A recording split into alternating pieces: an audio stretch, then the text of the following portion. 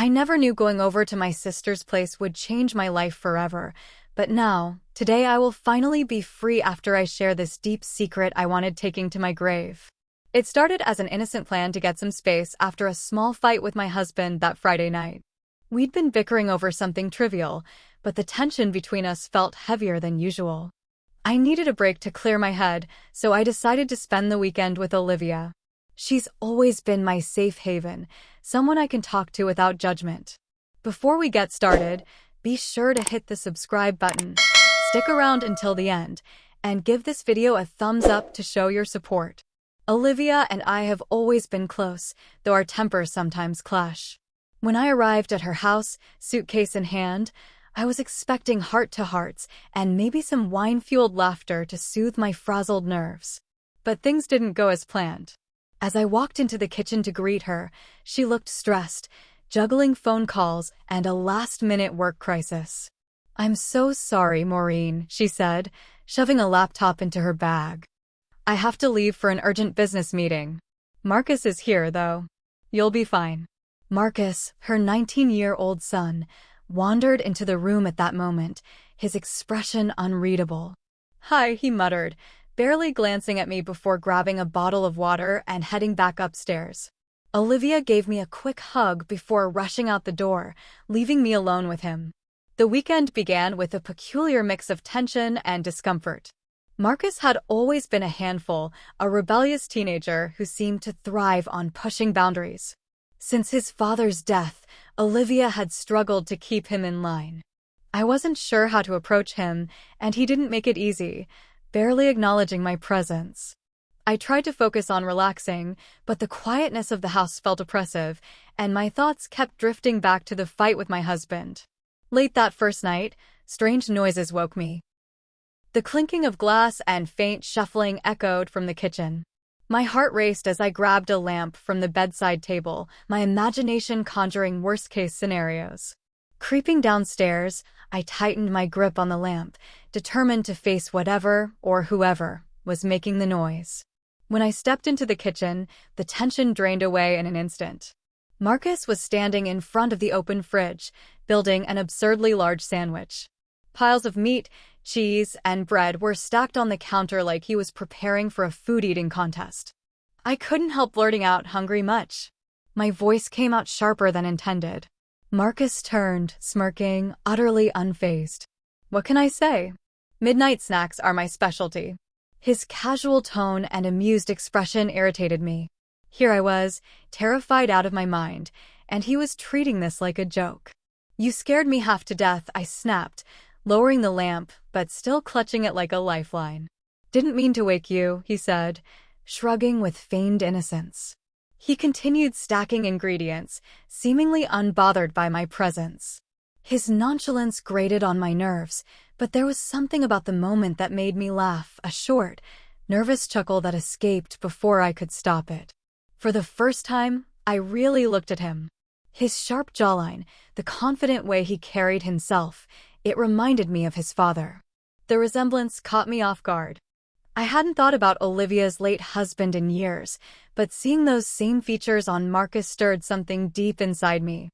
I quickly dismissed the thought, blaming it on exhaustion and the bizarre situation. "Good night," I mumbled, retreating to the safety of my room.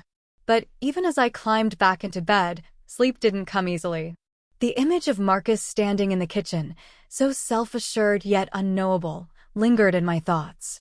It wasn't just his resemblance to his father. It was the way he seemed utterly at ease with himself, even in the midst of chaos. The house felt too quiet, too heavy with unresolved emotions. I lay awake, thinking about my husband, about Marcus, about the strange direction the weekend had already taken. As I stared at the ceiling, I couldn't shake the feeling that this weekend would change more than just my mood. It would change everything. The next morning, I was in the kitchen making coffee when my phone buzzed. Glancing at the screen, I froze. The text read, "Be careful who you trust in that house." My stomach flipped, and a wave of unease washed over me. Who would send something like this? And why? I looked around, trying to steady my nerves. Marcus was sprawled on the couch, flipping through TV channels as if nothing in the world could bother him. Was the text about him? Was there something Olivia hadn't told me? The questions swirled in my mind, each one heavier than the last. Something wrong. Marcus's voice broke through my thoughts.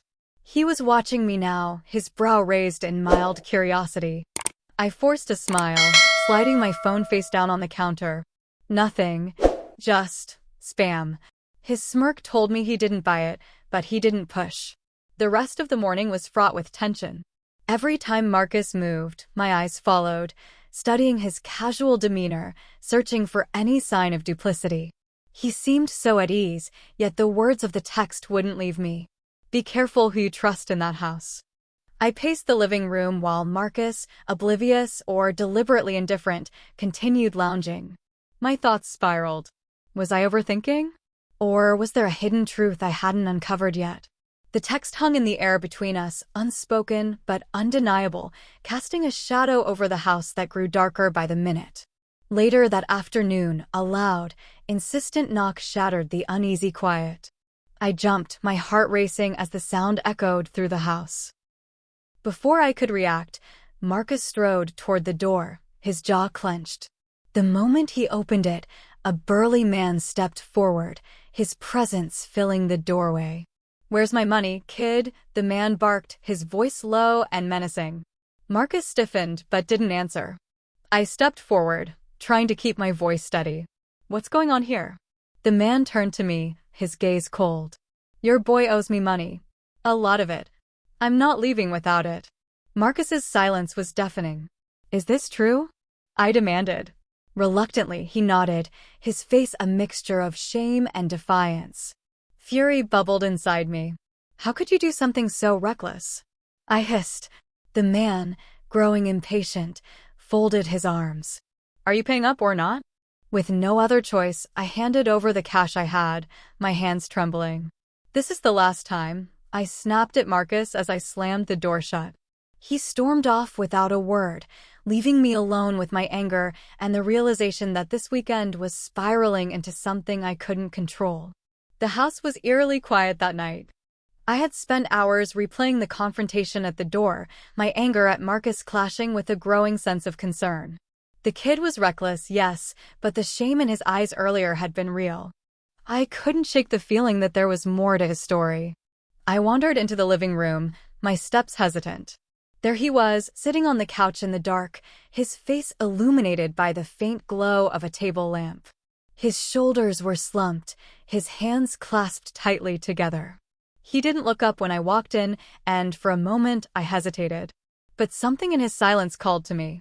"Marcus," I said softly, sitting across from him. He looked up, his eyes red-rimmed, and I realized he'd been crying. "I messed up, okay?" His voice cracked, the words tumbling out as if they'd been dammed up for years. "Since Dad died, I don't know how to handle anything. I feel like I'm just screwing everything up, and Mom." He paused, shaking his head. "Mom tries, but I know she doesn't trust me anymore." His vulnerability caught me off guard. "You're not alone in this, Marcus," I said gently. "Grief isn't something you can just shake off. It stays with you, but that doesn't mean you have to let it define you." He looked at me, and the raw emotion in his eyes was overwhelming. "Why are you even being nice to me?" he asked, his voice barely above a whisper. "After everything I've done, because I see more in you than just your mistakes," I replied. "You're more than the trouble you've caused. You just don't believe it yet." The room felt heavy, the silence between us thick with unspoken words. Marcus leaned back, rubbing his hands over his face, and then leaned forward, his elbows on his knees. "Thanks," he murmured, his voice soft. "No one's ever said that to me." His gratitude hit me harder than I expected. I reached out, placing a hand on his shoulder. "You're worth believing in," I said, my voice steady but my heart racing. He turned toward me, and for a moment, the space between us seemed to dissolve. Then it happened. Slowly, hesitantly, Marcus leaned in. His eyes searched mine, as if asking for permission, and before I could fully process it, his lips brushed against mine. The kiss was brief but full of intensity, a collision of emotions neither of us fully understood. I pulled back, my breath catching in my throat. We stared at each other, stunned into silence. He started, but I shook my head, unable to find the words. I stood abruptly, my mind swirling with confusion and guilt. Without another word, I walked out of the room, my footsteps echoing in the quiet house. I thought that was all. I found myself moving much closer to Marcus again. I tried to stop myself, but I couldn't. He held my face in his arms. We kissed yet again, and right there we did it. I felt ashamed, but we did it anyways. It felt great. Back in the safety of my guest room, I leaned against the closed door, my heart pounding. What had just happened? Had things escalated so quickly? The memory of his tear-filled eyes, his gratitude, his pain, they all replayed in my mind like a movie I couldn't pause. I lay awake for hours, staring at the ceiling. The kiss had been a mistake, a lapse in judgment fueled by emotions running too high. But even as I tried to rationalize it, I couldn't shake the feeling that something had shifted irrevocably between us. Whatever this weekend had started as, it had become something far more complicated than I was prepared to handle. And I knew, in the deepest part of myself, that I would never be the same. Before the day was over, I told him to stretch my leg as it felt a bit stiff. He massaged me and handled it gently. He applied balm on it. He did a great job. Before I knew it, we did it right there again. Sunday morning, I was drawn out of my thoughts by the faint creak of the stairs. I peeked into the hallway and saw Marcus, backpack slung over his shoulder, tiptoeing toward the door.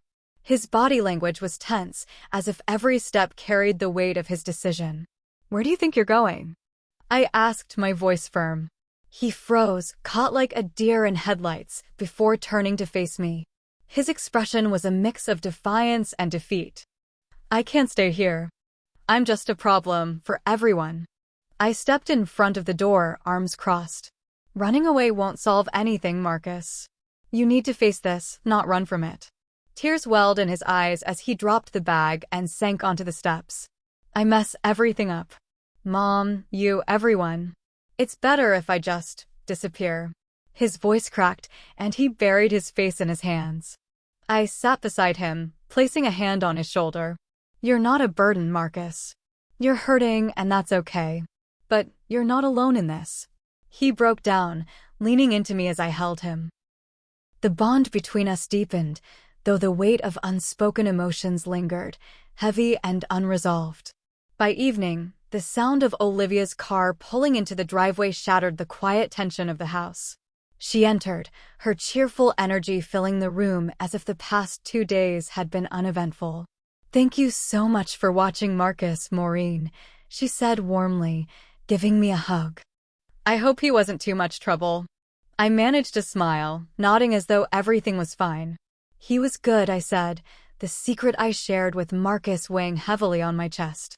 Olivia was completely unaware of the emotional storm that had passed through her house in her absence. As Olivia chatted about her trip, oblivious to the truth beneath the surface, I quietly packed my bag. My eyes met Marcus's from across the room. His expression was somber, his gaze holding a mixture of gratitude, regret, and an unspoken plea to keep what had transpired between us hidden. I nodded subtly, a silent promise that his vulnerability and our moment would remain between us. When I slung my bag over my shoulder and turned to leave, Marcus followed me to the door. "Thank you," he whispered, his voice low enough that Olivia couldn't hear. I didn't respond, only giving him a brief glance before stepping outside. As I walked to my car, I could feel his eyes on me. Glancing back, I saw him standing at the window, his face a mix of emotions, relief, sadness, and something deeper that I couldn't allow myself to acknowledge. I got in the car and drove away, the secret safely locked away in my heart, but knowing I could never return. This weekend had changed everything, leaving me with a sense of release and the weight of truths I could never share. If you enjoyed Maureen and Marcus's gripping story, don't forget to like this video and subscribe for more engaging tales. What do you think about how everything unfolded, especially the secret they now share? Share your thoughts in the comments. How would you have handled it? Let us know below.